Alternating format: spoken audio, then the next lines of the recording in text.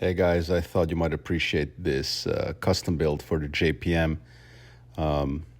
As you know, I own a couple of those anyway. I've owned a lot back to 90, 4 or 5 when the original ones came out. And I always wanted to do a custom build for two reasons. Number one, to support local luthiers. Well, this gentleman isn't local, he's a international, but and also just to kind of see how it would stack up versus a good one. So long story short, I found Ilham, great guy. He's overseas and he's basically a master luthier, custom shop quality builder. And I told him, hey, build me a JPM 1 and 2. I wanted to support, give the guy work, and just kind of was a passion project to kind of see how it turned out. So this is the timeline. This is the body, the wood. Here's his template, and they're all 1-for-1. And the idea was, hey, will it fool me? Can you get it really to a Japanese-made 95? And of course, in all honesty, the JPM model it's kind of like an RG. It does have some subtle differences, obviously, where the switches, the pickups, et cetera, but more or less other than that. What's really unique is the neck profile on the JPM, because it's actually very thick for you who don't know. So here he is working and cutting the body, which is really cool.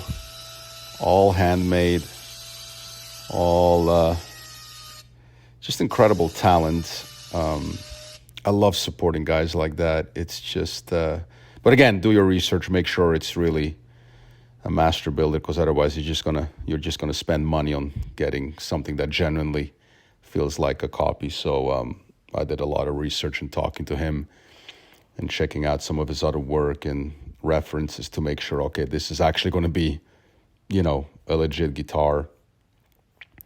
Here's another video, of just him cutting, and you can just tell the handwork involved in this. It's all done one at a time, which is really, really, really cool.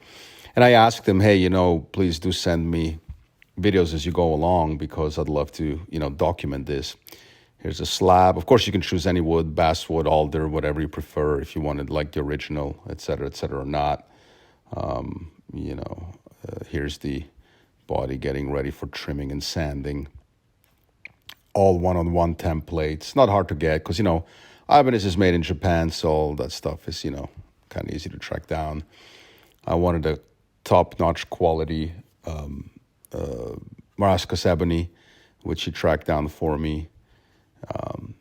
For me, this is extra fun because I took a lot of classes back in the day of kind of basic luthier stuff. So it's fascinating the talent that goes into this. Here's the neck joint that's about to be the individual presses and, glues, etc. Takes incredible talent, takes incredible craftsmanship. And again, I can't stress it enough, if you want something custom done, support these guys. It's really, really cool to do that. Here's the, it's a laser etching of the actual fretting, which is freaking phenomenal right here. This is really cool stuff.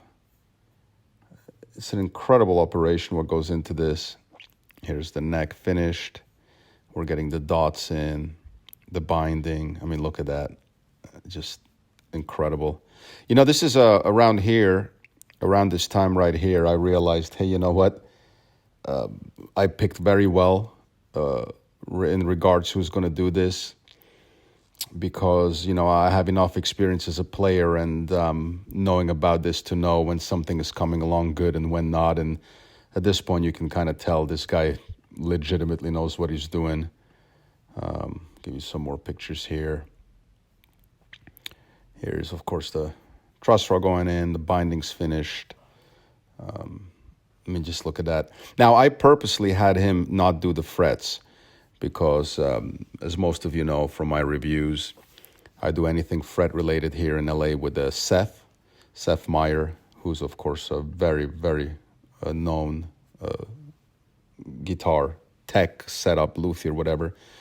And so I purposely told Ilham, hey, you know what? Let me do the frets here because not that I didn't trust Ilham to do it, but he would have done a fantastic job. But it's just something that I didn't know what wire I wanted. In the end, I decided on 6100 to kind of stay in the theme of original JPM versus the second one, which is slightly tweaked differently. And so it was just something that I wanted to finish here because in a way, maybe subconsciously, I wanted Seth to give me his opinion. And obviously when I dropped off the guitar, I mean, take my word for it, it takes a lot for Seth to be impressed, and impressed he was.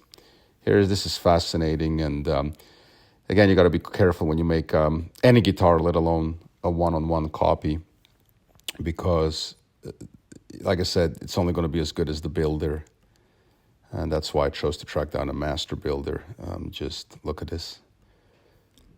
Just fascinating, inspiring what these guys do work-wise. I'm such a fan of hand talent, you know. Not like that, I'm talking guitar building. Here you have the body getting ready for second layer. Here's the fretboard finished with the inlays and the binding. And you know what's so impressive, when I took the guitar out of the case, knowing this guitar so well, you can literally put right here a serial number on it, and I probably will be able to sell it as a flat out legit guitar. Of course, I would never do that. I'm just saying, as a statement of testament to how accurate it is, and you know, I knew it's going to be accurate, but it still blows your mind when you hold it. I chose the P2 finish, which I love. Actually, the P4 is my favorite, but I'm having him make me a P1 and a P2 right here. This is maybe another one I'll pick up. But, I might spec him differently. This is all just for the fun, and again, to support talent. And I figured, hey, man, I chose Chrome hardware. Of course, you can track down the, what do you call it? What is it called? Their black one. The Cosmo, yeah. And here it is getting packed. Here's the finished guitar. And he built this wood crate and bubble wrapped it, so it actually came in a wood crate, which is incredible. This is the P1 that's being made. And here's the actual guitar arriving here, so you can actually see when it arrived. And I'm actually going to cut into the video now of me taking it out of the case. But, of course, no JPM is accurate without the Air Norton and the Steve Special. Steve Special, of course, and the Air Norton, which is what the original JPM had.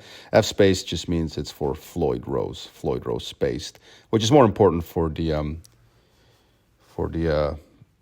bridge really than it is for the neck, but I chose both to be F-spaced, which is really cool.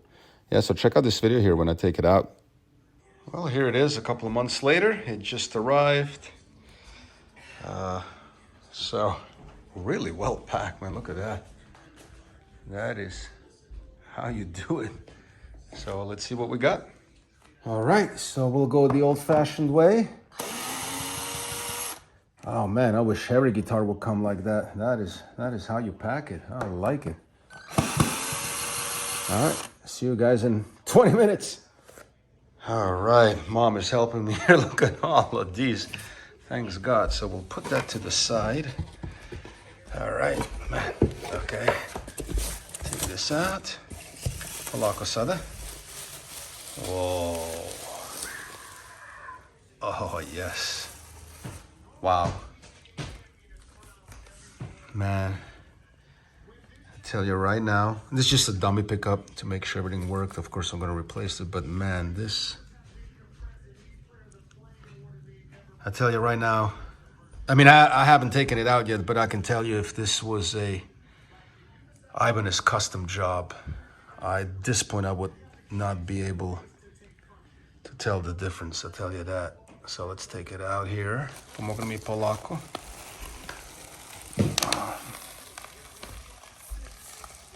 That is... Wow. Video. Drži ga ovako. Thanks, Mom. That is freaking flawless, man. Wow. I own a lot of these that are original. And once the frets go in and you beeswax this, and holy moly. I mean, that is legit. Wow, I have to say. Okay. The neck profile, by the way, is 100% accurate to the original JP, because it's really almost like a 58 Les Paul, man. So that is beautiful over there. I purposely went a chrome instead of kind of like what do you call it? Not black, but that dark chrome thing, whatever it's called. So no, this is good stuff, man. Wow. All right, let's get it to Seth. So I dropped off the guitar at Seth's place, and he said give him a couple of weeks. Obviously, there was no need to make this a rush job. He's going to do frets. Of course, you know, finish sealing the fretboard. I'll have him stain it a little bit darker, and he's going to install the pickups and the wiring and everything. I can tell you that he was absolutely blown away when he saw this thing. I could have literally, and that's his own words, I could have told him it's a NOS, a new old stock from Ibanez, and he would have bought it. Because he instantly, I remember, turned it around and started looking at his serial. And when he didn't see it, he thought it was an NOS. And then I told him that it wasn't, and he was incredibly impressed. We'll be back here when I pick it up. Hopefully, see you guys in a week. It is exactly 16 days later, and I just received these pictures. And man, it looks awesome. Here's the bill, worth every penny. Again, I can highly recommend Seth, the best. So let's look at this. We have refret, 6100, exactly like the original. Added a half satin finish on the neck, just like the original one. And then, of course, the wiring and everything, and 942. So, well, here is what it looks like, and I'm about to go pick it up in an hour. So this is incredibly exciting. There she is. We just picked her up, and let me tell you, she looks awesome. All right, I just opened the case, and let's see. Wow. That is a thing of beauty. Look at that. I mean, get it in the light a little bit.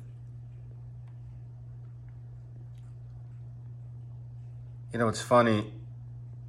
This is better work than on some of the $2,500, $3,000 guitars you can buy from big companies right now. Look at this.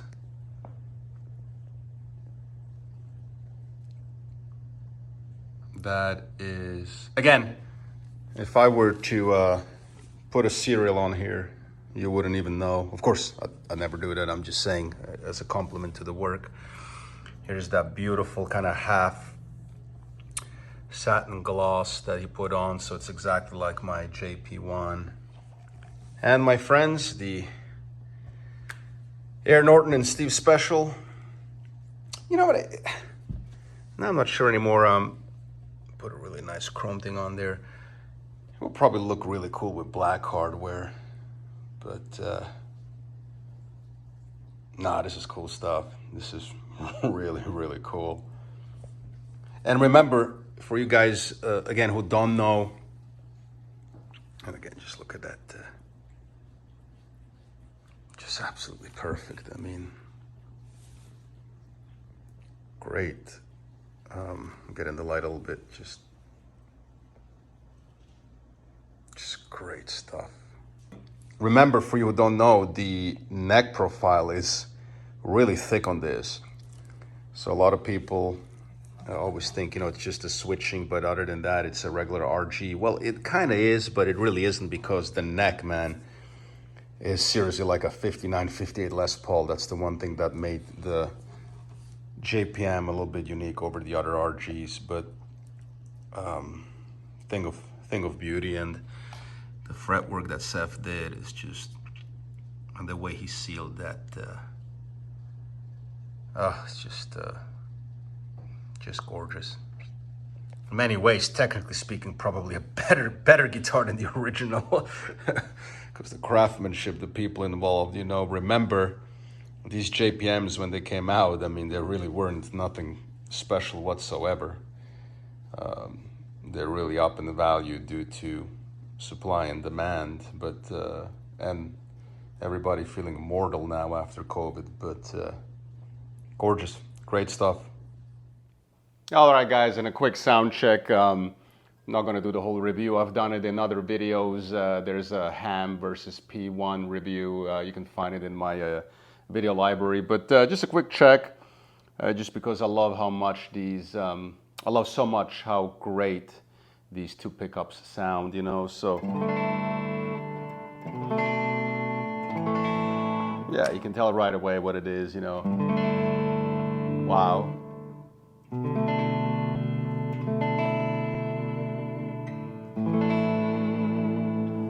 Love how good this thing feels. It's just it's fantastic, you know.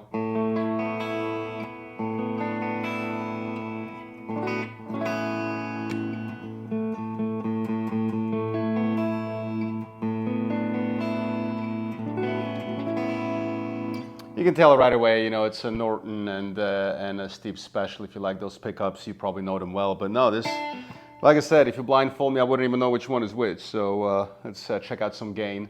Here's a couple of riffs real quick for the high gain channel, on the high gain channel, I should say.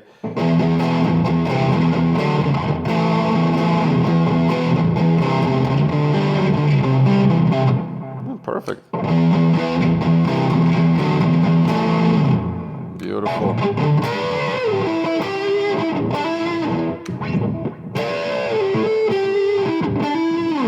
Beautiful. You can right away tell that early John sound, you know, kind of has that high gain fusion-y, and I think that's kind of why he chose those pickups. They're great, man.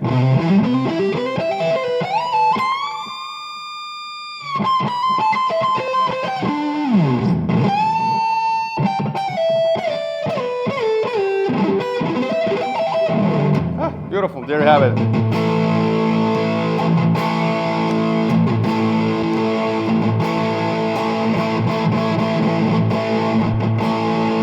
Crunch, yeah, so beautiful, yeah. So there you have it. Hope you enjoyed this little video, passion project. I have a couple more of these coming. I'll probably, you know, sell one or two. If I break even, I'm happy, and you know, it's just a great thing to have for a John Petrucci fan if they can't, you know, or don't want to spend, you know, $10,000 on a regular P1, a real P1, which is kind of crazy prices out there. But yeah, great stuff. So if you want this, I'll probably post it up, and I have the other one coming in a few days anyway. So yeah, hope you enjoyed this. See, sometimes it's just better getting your own made than some of the stuff that the big guys are doing, especially at today's prices. So stay safe out there. Enjoy.